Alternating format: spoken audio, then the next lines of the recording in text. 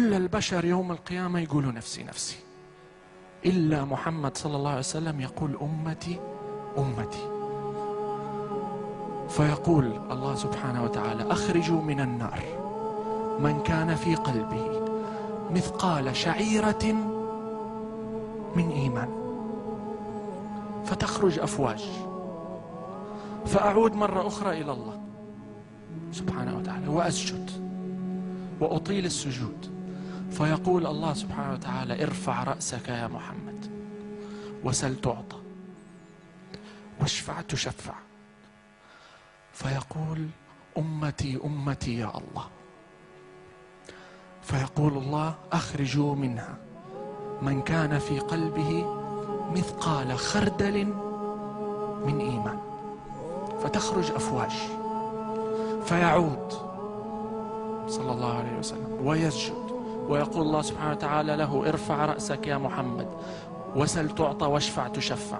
فيقول أمتي أمتي يا الله. فيقول أخرجوا منها من كان في قلبه مثقال ذرة من إيمان.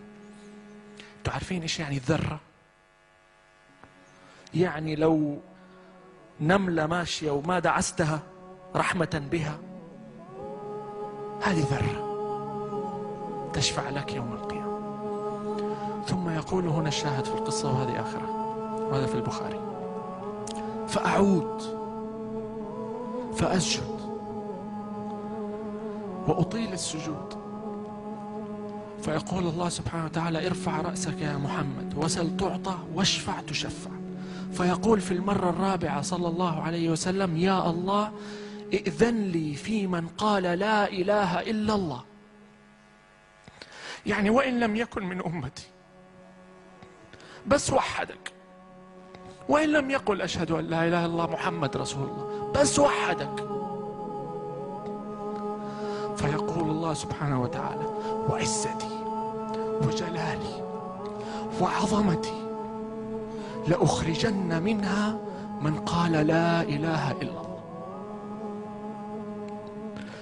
محمد صلى الله عليه وسلم ليس تبع أهل الرياض والقصيم، وما هو تبع أهل جدة، وما هو تبع السعودية، ولا هو تبع الكويتيين، ولا تبع المصريين، ولا حتى تبع المتدينين دونا عن غير المتدينين، ولا تبع المسلمين فقط. محمد صلى الله عليه وسلم عالمي، ويحمل في قلبه رحمة ليست للمسلمين، للعالمين، وبذلك كان خير البشر عليه الصلاة والسلام.